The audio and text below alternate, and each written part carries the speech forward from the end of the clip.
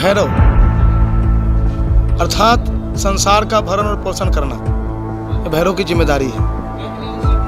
संसार से, लोगों के मन से, लोगों के भय को नाश करना भैरव का नाम है। तो काल भैरव और महामाया, महाशक्ति, ये तंत्र की अधिष्ठात्री देवती हैं। जो नगरी है, काशी नगरी है, इसका जो एक विरासत है, इसका जो एक अपने आप में भव्यता है, उन तमाम चीज़ों को आत्मसात करते हुए और काल भैरव साफ तौर पे सामने दिखाई पड़ रहे हैं। उनके सामने हाथ जोड़ कर खड़े हुए प्रधानमंत्री। काशी का पूरा लिखा पढ़ी आपके कर्मों की देख रेख कौन करते हैं? काल भैरव।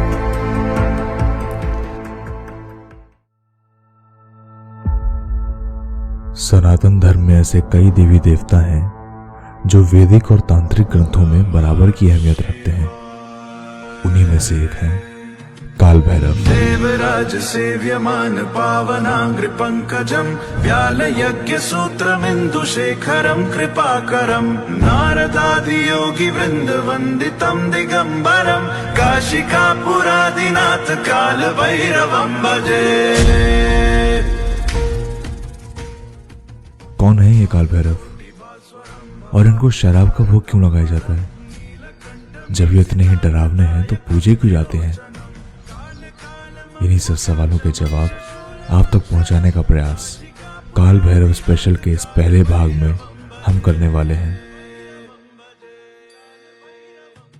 इस मंदिर में मिलते हैं हमको अतुल मिश्रा जी, जिनके परिवार की पिछली 10 पीढ़ियां इस मंदिर में रहती आ रही हैं और कई बार तो उनको यहाँ टहलते देखे हैं स्वयं काल भैरव। तो नमस्कार अतुल जी, स्वागत है आपका कॉनूज कृष्णांश में। सर, पहले तो आप हमें, मैं आपसे ये जानना चाहूंगा कि काल भैरव जी के बारे में कई सारी व्याख्याएं, अलग अलग जगह उल्लेख हैं, तंत्र में अलग है, शिव पुराण में अलग है, तो आप या फिर आपके जैसे हजारों करोड़ों जो भक्तगण हैं, वो सबसे ज्यादा किस थ्योरी को मानते हैं? देखिए, सबसे पहले तो आपको ये जानना पड़ेगा कि काल भैरव की उत्पत्ति कैसे हुई। काल भैरव की उत्पत्ति होने का जो कारण था वह था महादेव का क्रोध। महादेव के बारे में जो ब्रह्मा ने कुछ ऐसे शब्द कहे थे जो कि अशोभनीय थे, तो उस शब्दों को सुनने के बाद महादेव को क्रोध आया था। उस क्रोध के कारण उन्होंने अपनी जटाओं से श्री काल भैरव की उत्पत्ति की थी। तो इनकी उत्पत्ति जो हुई वो हुई क्रोध के रूप में, इसलिए इनको माना जाता है बहुत क्रोधी हैं, बहुत गुस्सा करते हैं, इस तरह से। किंतु एक चीज को लेके चलते हैं कि यदि कोई क्रोध ही क्रोध करता रहेगा तो उसके भाव तो संपूर्ण नहीं होते। तो उनके भाव संपूर्ण हैं अगर उनके सामने भक्त एज ए बेटा बैठा है, पुत्री बैठा है या पुत्र की तरह बैठा है, तो उनके भाव जो होंगे पिता के तुल्य से होंगे। इसलिए लोगों का सबसे पहले तो इस चीज से अपना विचार परिवर्तन करना आवश्यक है कि इनसे भय है, भय नहीं है, ये भी एक पिता की तरह, एक गुरु की तरह आपके समक्ष रहते हैं। तो किसी प्रकार से कोई डरने की आवश्यकता नहीं है। दूसरी चीज जो आपने पूछी कि क्या पूछा आपने, मतलब कई सारी व्याख्याएं हैं हर तरह जो बेस में आती है, सबसे जिसे कहते हैं आप सीड कह सकते हैं। तो सबसे पहले तो ये है कि काल भैरव की उत्पत्ति जो हुई वो क्रोध के रूप में, किंतु इनके अन्य भाव हैं। इन्हीं अन्य भाव के कारण इनके अलग अलग रूप माने जाते हैं। कहीं बाल भैरव हैं, कहीं किलकार भैरव हैं, कहीं सोते हुए भैरव हैं, तो अलग अलग रूप है। किंतु एक मुख्य व्यक्ति या मुख्य भगवान के रूप में देखें तो काल भैरव पीछे हमारे खड़े। काल भैरव जी के वाहन एक काले श्वान है। यहाँ मंदिर पे 4 कुत्ते और भी हैं, वो तो कुत्ते यहाँ पे खाते पीते रहते हैं, वो दर्शनार्थी आते हैं। तो ये नेचुरली आएगी या फिर नहीं, खुद ही नीचे से ऊपर आते हैं। ऊपर आने के बाद अब जितने कुत्ते रहेंगे सब शांति में है, यहाँ पे सब शांति पे आराम से खाते हैं, सोते हैं, इसके अलावा कुछ नहीं। तो वो कहीं ना कहीं एक देखिए कि डिवाइन एनर्जी के क्षेत्र में है, तो वो बिल्कुल शांति पे यहाँ पे रहते हैं। तो आप जैसे हर किसी देवी देवता का अलग एक मैं यूँ कहूँ कि अलग एक डोमेन होता है। हनुमान जी की आप बात करेंगे तो उनका एक अलग होता है, वो अष्ट सिद्धि देने वाले, और काल भैरव जी के बारे में खैर अष्ट सिद्धि देने वाली चीजें। असल में अगर हम देखें काल भैरव अष्टकम को भी, तो काल भैरव जी और हनुमान जी के बीच में हम कई सारी सिमिलैरिटीज पाएंगे। किस तरह से वो भूतों के मतलब एक कंट्रोल, आधिपत्य जमा के रखते हैं, और साथ साथ उनका एक वात्सल्य भाव भी है अपने भक्तों के प्रति। तो मैं आपसे ये पूछना चाह रहा था कि जैसे हर देवी देवता का एक अलग एक वाइब होती है, एक अलग एनर्जी होती है, तो काल भैरव जी को बाकी देवी देवताओं से अलग किस तरह से दिखाया जाता है? देखिए, काल भैरव जी को सब देवताओं से अलग दिखाया जाता है, जबकि वो है नहीं, क्योंकि इनके बारे में ये कहा जाता है कि ये 3 जो ग्रह मुख्य तौर से होते हैं, राहु, केतु और शनि, उनकी शांति के लिए इनकी पूजन आवश्यक होता है। तो वो अगर जो भी जिनको शनि से कोई दोष है या राहु केतु से बहुत ज्यादा वो प्रभावित है या उनके ऊपर असर है उसका, तो लोग यहाँ पर आते हैं और आने के बाद इनका पूजन करते हैं, जिसके पश्चात उनके जीवन में चमत्कारिक परिवर्तन हमने देखे हैं। मतलब ऐसे परिवर्तन देखे हैं जो कि इंसान की सोच से बाहर के हैं। वो राहु, केतु और शनि तीनों की शांति के लिए काल भैरव का नाम लिया जाता है। और इसके अलावा कोर्ट हो गया, कचेरी हो गया, या जैसे आप जानते हैं काशी के कोतवाल का नाम है, जब कोतवाल बहुत वहाँ जुड़ रहा है, तो एक तरह से देखा जाए तो ये कहीं संरक्षक होते हैं। सरकारी जो भी दिक्कतें होती हैं या कोई भी सरकारी अधिकारी आए तो ये एक तरह से कोतवाल के रूप में काम करते हैं, जिस न्याय प्रिय शनिदेव की तरह न्याय करने का काम करते हैं। तो काल भैरव जी जिस तरह से कई बारी उनको देखा जाता है तंत्र के साथ भी जोड़कर, कई सारे कर्मकांड के साथ भी, तो अगर एक भक्त है, जैसे मेरे जैसा कोई अगर एक भक्त है, उनको बस काल भैरव जी के तरफ एक भाव है, प्यार है उनसे, उसको कर्मकांड के बारे में ज्यादा नहीं रुचि है, उसको बाकी चीजों के बारे में नहीं नॉलेज नहीं है इतना, तो क्या काल भैरव जी की जो अट्रैक्शन और जो कृपा है वो उसके ऊपर भी बराबर रहेगी या फिर उनका एक सिस्टमैटिक तरीका अलग होता है? देखिए, एक छोटा सा एग्जांपल लेके चलिए कि इस टाइम काल भैरव मंदिर में यहाँ पर कोई एक जर्मन या फ्रेंच या रशियन कोई आके भैरव बाबा के सामने खड़े हो, उनको ना संस्कृत आती, ना हिंदी आती, ना कोई लैंग्वेज आती, लेकिन उनका एक अटैचमेंट एक क्रिएट होता है भैरव बाबा से, कि उनको एक खिंचाव महसूस होता है कि ये मेरे गुरु हैं या मेरे ईष्ट हैं, कुछ भी हो। एट दैट टाइम वो अपनी लैंग्वेज में इनसे बात करेंगे, किंतु वो संस्कृत नहीं होगी, हिंदी नहीं होगी। तो आपको क्या लगता है कि भैरव बाबा उस चीज को समझेंगे? सब समझेंगे। यदि कोई इंसान बोलने में हिंदुस्तानी ही है, हिंदी है, संस्कृत बोलता है, लेकिन जीभ से तोतला सब कुछ, तो अगर उसकी संस्कृत अशुद्ध है तो क्या लगता है कि भैरव बाबा उसके ऊपर उसको दंड देंगे? कुछ देंगे? नहीं, क्योंकि वो भाव समझते हैं। सबसे महत्वपूर्ण ये है कि ईश्वर के सामने जो खड़ा है उसका भाव बिल्कुल स्पष्ट होना चाहिए। भाव स्पष्ट होता नहीं है तो दिक्कतें वहीं रहती हैं। ईश्वर के सामने आप खड़े तो आपके मन में जो भी है वो बिल्कुल क्लियर होना चाहिए कि अगर सेकंड के लाखवें हिस्से में ईश्वर आपसे पूछता तू चाहता क्या है, तो आपके मस्तिष्क में विचार बिल्कुल क्लियर होना चाहिए, मैं क्या चाहता हूँ। उस समय पे लोगों के दिमाग में दिक्कत ही रहती, कंफ्यूजन आती है कि हमें धन दें, हमें ये दें, हमें वो दें। ठीक है, इस सेकंड के लाखवें हिस्से ईश्वर से एक बार पूछता है चाहता क्या। उस समय पर अगर मस्तिष्क में स्पष्ट विचार है तो ईश्वर सामने वाला जो आप चाहेंगे दे। एक चीज और होती है कि कई जो लोग होते हैं जो कि सनातन धर्म के प्रति इतने ज्यादा इंक्लाइन नहीं होते या फिर जो सनातन धर्म को बिलोंग नहीं करते, वो कई बार इस चीज का मजाक उड़ाते हैं, कई बार उसको एक कंट्रोवर्सी की तरह पेश करते हैं कि काल भैरव जी को शराब चढ़ाई जाती है। तो उसके बारे में क्या मतलब, शराब क्यों चढ़ाई जाती है?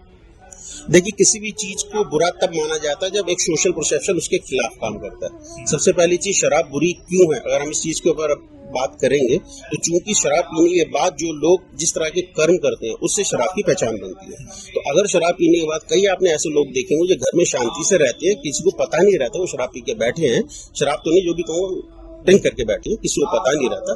तो अगर वो उस तरह के लोग समाज में बढ़ने लग जाए तो लोगों के लिए शराब का जो विचार है वो भी सुधर जाएगा। अभी शराब बुरी नहीं है, शराब के साथ जुड़े हुए जो व्यसन है, शराब के साथ जुड़े हुए जो मेमोरीज है लोगों की, वो खराब है।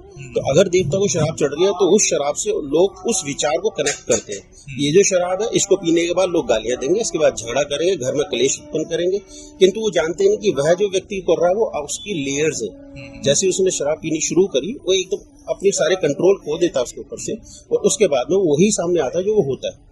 किसी भी शराबी आदमी से एक चीज पूछिए कि जब वो शराब पी के घर पे पहुंचता कितना ही पी लो, अपनी पत्नी और बहन के बीच में फर्क करना जानता है। सही बात। तो अगर वो पत्नी बहन को, तो इसका मतलब वो अपने उस विचार को समझ पा रहा है तो बाकी विचार भी समझ सकता है, किंतु वो है कि वो अपने दिल की सारी भड़ास पीने के बाद निकालता है, इसलिए शराब बुरी है। शराब बुरी नहीं, शराब यहाँ भी चढ़ाई जाती है।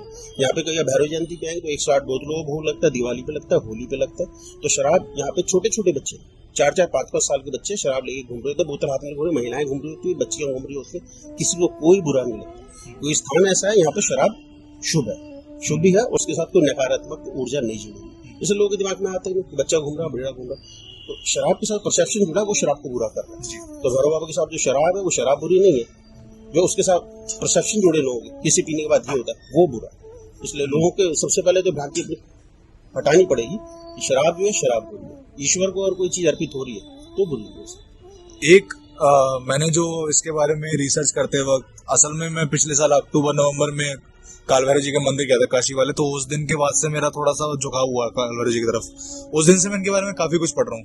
तो इस दौरान मैंने जब इसके बारे में थोड़ा सा पढ़ा तो मुझे ये चीज समझ में आई कि मूलतः इसका अगर एक कारण हम देखें तो ये रहता है कि जो भक्त होते हैं वो अपनी विकृतियां उनको चढ़ा रहे होते हैं कि हमको इससे दूर रखो, तो ये हम आपको अपनी विकृतियां सौंप रहे हैं, अपनी बुराइयां आपको सौंप रहे हैं। ये भी एक परसेप्शन होता है लोगों के अंदर कि हम इस वजह से ये कर रहे हैं। आप इससे कितना सहमत आप इससे? नहीं, देखिए, कोई अपनी विकृति अगर भगवान को समर्पित करके जा रहा है तो उसमें कितने लोग आपको ऐसे दिखते हैं जैसे संत बन को करते हैं? कोई नहीं बन को करता। उनके दिल में भाव रहता है जो हमने गलत कार्य किए, वो जो पाप हुआ है स्वार्थवश वो ईश्वर को रिश्वत के तौर पर देते हैं कि हमें इससे बचाना, और इस विश्वास से वहां पे चढ़ाते हैं, जबकि उनके दिमाग में कोई भी ऐसी वस्तु या इस प्रकार विचार नहीं होता कि मैं शुद्ध हो जाऊंगा।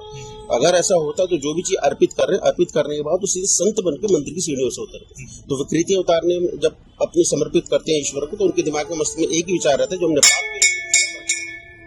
अगर सीधा सीधा हमारा ये मानना है कि ईश्वर जो है, ईश्वर को आप अगर भय के कारण देखेंगे, डरेंगे कि हमने ये किया, डर गया, ये किया, डर गया, तो ईश्वर से संपर्क स्थापित नहीं हो सकता। ईश्वर से संपर्क स्थापित करने से सबसे पहले तो भय का निवारण करना पड़ेगा। आपको डर नहीं है, ठीक है? अगर भैरव जी हैं तो भैरव जी हैं, भैरव है तो भैरव है, भैरव बाबा है तो भैरव बाबा है, उसमें उनको बुरा लगेगा ही नहीं। मैं उनको भातृभाव में देख रहा हूँ, मैं उनको गुरु भाव में देख रहा हूँ, पितृभाव में देख रहा हूँ। अगर मैं उनसे डर रहा हूँ तो डर तो मेरे भीतर है ना कि मैं कुछ गलत किया, तो मैंने गलत किया तो जिंदगी में डरता रहूँ। सही बात। तो अब इस काल भैरव जी के बारे में काफी बात की, तो मेरी एक रुचि है, मतलब निजी रुचि है मेरी कि यहाँ इस मंदिर के बारे में आप जरा थोड़ा बताइए कि पहली बात तो ये मंदिर कब स्थापित हुआ, मैं जानना चाहूंगा। देखिए, दिल्ली के अंदर 3 भैरव बाबा के मंदिर है। किलकार भैरव है, काल भैरव है और बटुक भैरव है। बेसिकली किसी देव स्थान के ऊपर एक विचार का स्थापित होना बहुत आवश्यक है। तो देव स्थान पर जो विचार का स्थापित किया गया उसके बारे में कहा यह जाता है, मान्यता ये है कि दिल्ली के जितने भैरव मंदिर हैं वो भीम ने स्थापित किए थे, पांडवों ने स्थापित किए थे, जिसमें किलकार भैरव हुआ, काल भैरव हुआ और उसके बाद में बटुक भैरव हुआ।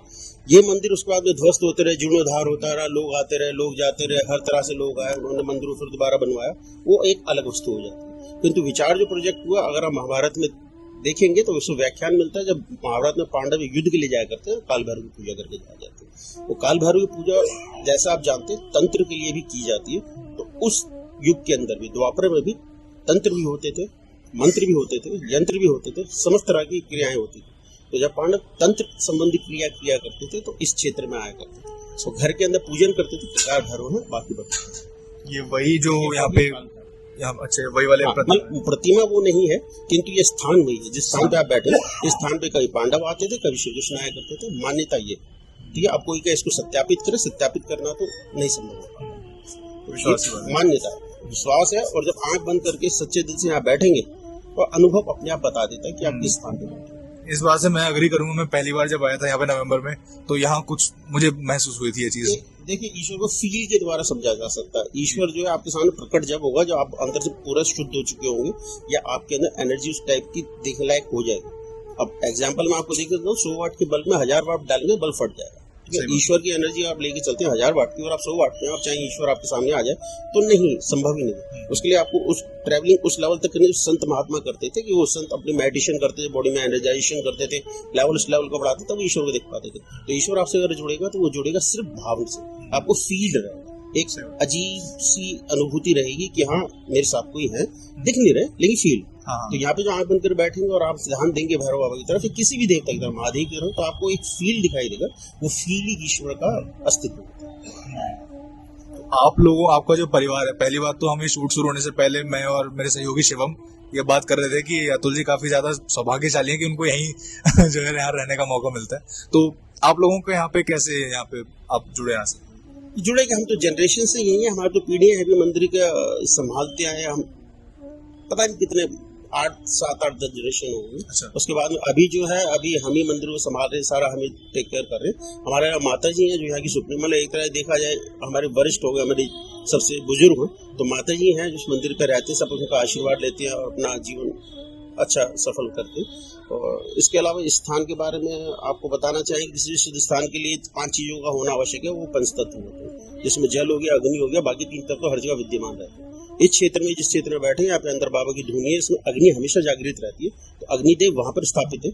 और यहाँ पे आप देखेंगे तो जमीन से 25 फुट नीचे कुएं के अंदर मंदिर स्थापित है, जैसे पचकुइया रोड उसी नाम पर है, 5 कुएं।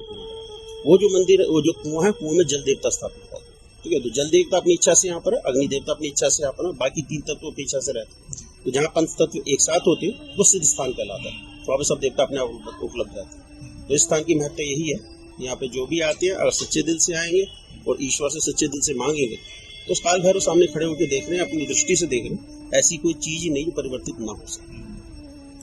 काफी आपने विस्तार में ये सब बताया सर। और आखिरी सवाल मैं आपसे पूछना चाहूंगा, क्या आपके परिवार में से या आपको कभी काल भैरव जी की अनुभूति या दर्शन ऐसा कुछ भी कभी हुआ? देखिए, अब ऐसी चीजें जो है अगर हम बताएंगे तो उसके बाद में लोग कहते हैं इसको सत्यापित करो, इसको बात करो, ये दिखाओ, ऐसा हो नहीं सकता, जैसा आजकल कई जगह टीवी के चैनल पे चल रहा है, ठीक है। ये चीजें हम बता नहीं सकते, लेकिन फिर भी एक आपको एक हिंट दे सकते हैं कि जैसे हम आपको बता रहे हैं, अनुभूति आंख बंद करने के बाद, आप तो इस क्षेत्र में रहे नहीं, हम तो यहीं पैदाइश, हमारा तो बचपन यहीं गुजरा, तो अगर वो अनुभूति आपको हो रही है तो डेफिनेटली उस लेवल से इंक्रीजिंग एक्सपीरियंस हमारे साथ हो रहा है। तो यहाँ पर तो लोगों ने भैरव बाबा को चलते हुए देखा है, ठीक है। आंख बंद करो, अभी तो आप इनसे बात करेंगे, से बात करेंगे, इनके यहाँ पे संत सपने में दिखाई दे कि बड़े संत यहाँ घूम रहे हैं, विवेकानंद जी तरह यहाँ घूम रहे हैं, रामकृष्ण परमहंस जी यहाँ घूम रहे हैं, तो उनको दिखते थे, एक्सपीरियंसेस उनके अपने। उनका आश्रम भी यहीं पर ही पास में है, रामकृष्ण आश्रम है। लेकिन एक होता है ना कि एक आपकी स्थान ऐसा है जहाँ पे डिवाइन एनर्जी लैंड कर चुकी है, डिवाइन एनर्जी वहाँ पर रहती है, तो सारे जितने भी आपके डिवाइन सोल्स होंगे वहाँ आसपास आपको दिख जाएंगे। तो अगर आप डीप स्टेट ऑफ मेडिटेशन में हैं तो आपको हर चीज दिखाई देगी, और यही दिखाई देगी, इसी स्थान पे दिखाई देगी। तो उसके लिए ये है कि आपका मस्तिष्क बिल्कुल शांत होना चाहिए। तो हमारे साथ शशि जी जुड़ चुकी हैं, जो इस मंदिर की, इस प्रांगण की सबसे ज्यादा वरिष्ठ यहाँ पे इस परिवार की हैं। तो शशि जी, स्वागत है आपका कौन हो विद कृष्णांश पे। तो मैं आपसे पूछना चाहूंगा, अभी अतुल जी ने हमको बताया कि यहाँ पे जो है कई सारे लोगों को संत महात्मा के दर्शन हुए हैं, कई को काल भैरव जी के साक्षात दर्शन हुए हैं। मैं आपकी अनुभूति, आपका वर्जन ऑफ काल भैरव जी पूछना चाहता हूँ कि आपको कैसा क्या रहा? मेरा बचपन से इनका संबंध मेरे से रहा है, मतलब भाई के रूप में लेती हूँ बचपन से। भाई के रूप में? दूसरा जो इनका जन्मदिन आता है ना भैरव जी का, तो ये किसी रूप में भी आ जाते हैं, चाहे भिखारी के रूप में या बाबा के रूप में, कैसे भी। और कई ने अनुभव किया है, पहचान लिया, दूसरा आदमी नहीं पहचान पाता, वो लोग पहचान गए ये तो बाबा आ गए। कैसे जन्मदिन पे भैरव जी का जन्मदिन आता है, होली दिवाली आती है, इससे बाबा के दर्शन होते हैं। और दूसरा मैं तो इनको भाई मानती हूँ। भाई आप मानते हो, यानी कि कुछ ना कुछ तो ऐसा रहा होगा कि उन्होंने आपसे कुछ इंटरेक्ट किया होगा, आपसे कुछ रही होगी बात। मैं बचपन से इनसे ही ज्यादा में अटैचमेंट रहा है, जैसे यहाँ बैठ के खेल रही हूँ। अच्छा। तो मुझे ऐसा अनुभव होता है जैसे कोई मेरे साथ बात कर रहा है, खेल रहा है मेरे साथ, तो मैं इनको भैया के रूप में लेती थी हमेशा। तो मेरे जो पिताजी हैं सामने, वो भी ये कहते हैं मैं जाऊंगा बेटा, तेरे 3 बहन भाई छोड़ के जाऊंगा। तो मैंने हमेशा इनको भाई के रूप में, कि तेरे दुख तकलीफ में या तेरे सहयोग, परिवार के रक्षा करने के लिए हमेशा तुम्हें भाई की तरह खड़े रहे। और जैसे कन्या की शादी आती है तो ये हमेशा भात के रूप में देते हैं, जैसे भात देते हैं ना भाई के जैसे होते हैं, जो हमारे सेवादार हैं, उनके यहाँ जाएगा तो ये भाई के रूप में यहाँ से जाता है। अच्छा। वही देते हैं, और भात के रूप में जाते हैं, दान के रूप में नहीं जाएगा, भात के रूप में। आप इनके रूप का कुछ वर्णन कर सकती हैं, अगर आप कर सके? इनके रूप का वर्णन मैं कर सकती हूँ। अच्छे खासे जो एक नटखट बच्चा होता है, और मैं तो ये कहूँगी तुम्हारे जैसे लगते हैं। अच्छा। अच्छा। मुझे अच्छा लगता है, वो रूप ही अच्छा लगता है। तो ये कई बार काल भैरव जी का एक मतलब वो भी रहता है कि एक उनका बाल स्वरूप भी है, बटुक भैरवनाथ भी। हाँ। तो आप उस रूप की आप शायद व्याख्या कर रहे हैं ना? मेरे संबंधी वही रहा है ना, काल भैरव जी विकराल रूप है बेटा। काल भैरव जी का विकराल, और जीवन मौत, ये दुख तकलीफ, कोर्ट कचहरी, ये तो काल के देवता है ना बेटा। और बच्चों के साथ तो इनका रूप दूसरा है। मुझे अकेले जाने में, जबकि मैं तो शमशान में पली हूँ, यहीं पली हूँ, मुझे कभी डर नहीं लगा। अब मुझे ऐसा आभास होता रहा जैसे खड़ा हूँ पहन के ना, पूरी पहाड़ी पे कुछ चक्कर लगा रहा है रक्षा में कई बार इधर यहाँ पे हाँ, हमारे यहाँ कमरा था, मेरे बच्चे छोटे छोटे थे। हाँ तो मेरे पिताजी वो जो हमारे अंकल हैं वो टूर पे चले जाते थे, मिनिस्ट्री में थे वो। हाँ तो यहाँ मैं अकेली थी। हाँ तो रात को लाइट जला करके वो बच्चों को लेके सोती थी, छोटे छोटे थे मेरे बच्चे। तो पिताजी मेरे यहाँ धुने पे सोते थे। अच्छा तो कई बार ऐसा एहसास होता था जैसे कि मेरी खिड़की के पास चक्कर लगा रहा है। खड़ा खड़ा होकर वो खूंटी वाली खड़ा नहीं थी लकड़ी की, हाँ हाँ हाँ वो पहने हुए हैं और वो लंबा से व्यक्ति है और उसने लुंगी पहन रखी है, जनेऊ है और बाल लंबे लंबे हैं। ये एहसास हुआ है मुझे, मैं खिड़की में झांक के देखा है, मैंने कहा ये तो पता नहीं कौन है, ये बाबा जी है क्या, मुझे समझ नहीं आया। वो चक्कर काट रहे हैं यहाँ से लेकर ऐसे अंदर से।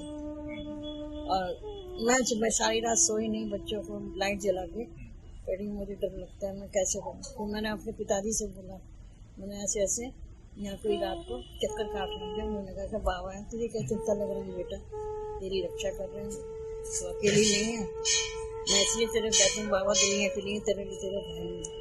ये मैंने अनुभव किया है, कई बार किया। पॉडकास्ट रिकॉर्ड करने के बाद जब हमारे जाने का वक्त हो रहा था, उस वक्त अतुल जी हमसे कहते हैं कि आप दोनों आरती कर कर जाइएगा, समय वैसे ही हो रहा है। तो हमने सोचा कि आरती की जाए। हमारा यह निर्णय बहुत अच्छा साबित हुआ।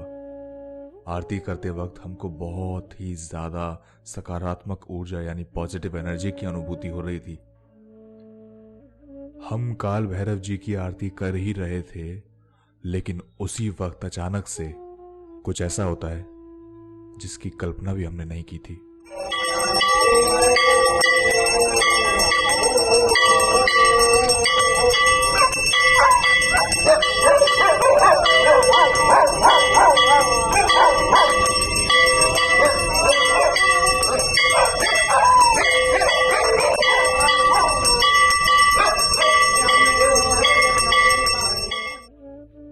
हम गए थे पॉडकास्ट रिकॉर्ड करने अपनी मर्जी से, लेकिन शायद ये संभव किसी और की मर्जी से हो पाया, जो शायद हर संभव तरीके से चाहते थे कि हम ये जानकारी अच्छे से अच्छे तरह बनाकर आप सबके समक्ष ला सकें। इस सीरीज के पहले भाग में बस इतना ही। जल्द लौट कर आएंगे इसके अगले भाग में, जिसमें काल भैरव जी के ओरिजिन, उनके रूप और उनकी अनेकों कथाओं के बारे में आपको विस्तार से बताएंगे। आशा करता हूं कि यह वीडियो आपको पसंद आई होगी। हर हर महादेव।